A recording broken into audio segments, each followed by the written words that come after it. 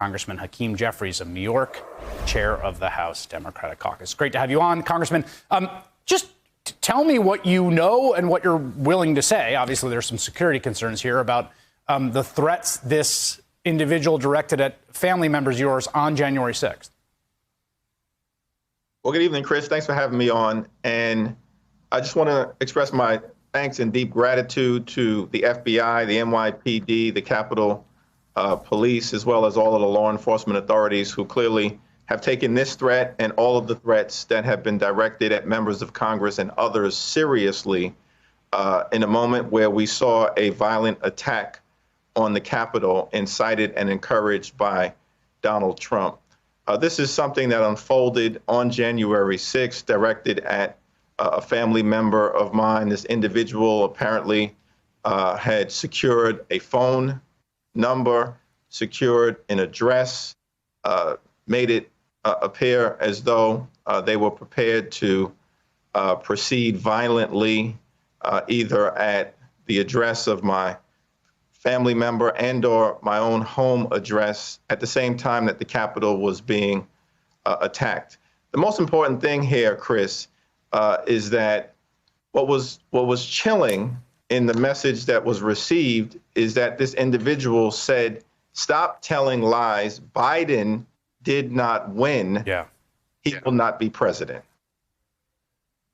And so he was radicalized by the big lie that Donald Trump told, and that has been supported by so many Republicans in the House and the Senate. I just want to be clear here on the details because I read through some of the unsealed complaint in the Southern District, and I want to protect the identity of folks here, so I'll just refer to a family member. But just, I mean, it's one thing, obviously you're a congressman, right? And I can imagine that your cell phone number probably circulates among various people, and if you got a threat like that, it would spook you and you would report it. But for a family member of yours who to have their cell phone number, someone say, "You go talk to your brother or we're coming for you," and also intimate that they were outside possibly of the residence or knew where the residence of this family member was, when this is unfolding on national television, that is really unnerving. It certainly was unnerving, and this is something that actually unfolded at the same moment that we had been evacuated. The mob is violently attacking the Capitol. Those images were being broadcast to family members of Congress all across the country who were uncertain as to what was happening to us, and at the same time communicating on a cell phone that is not publicly available and sending images of the neighborhood where this family member resides. And so it was clearly designed to instill terror, and I'm just thankful that law enforcement officials have apprehended this individual and will allow the process to play itself out. But we can't allow the radicalization of these individuals to go without consequence. And the former president of the United States is responsible for this type of activity.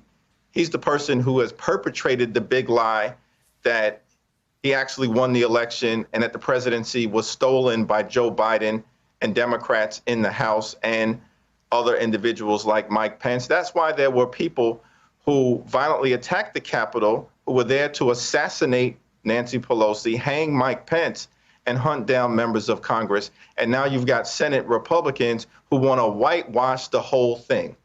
Well, we're not going to allow them to whitewash anything. The House impeachment managers are going to proceed, and they're going to present a compelling case.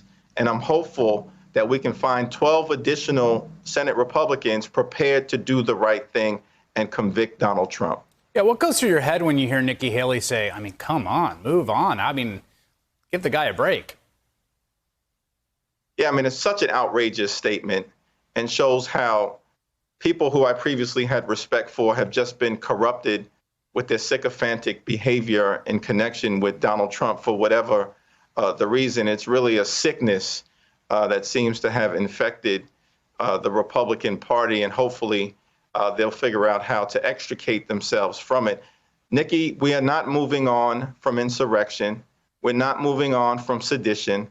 We're not moving on from a violent assault on the Capitol, no matter what you might think of our effort to hold this president accountable. Hey, thanks for watching our YouTube channel. You should know that you can follow today's top stories and breaking news and catch up on your favorite MSNBC shows all in one place. Download the NBC News app today.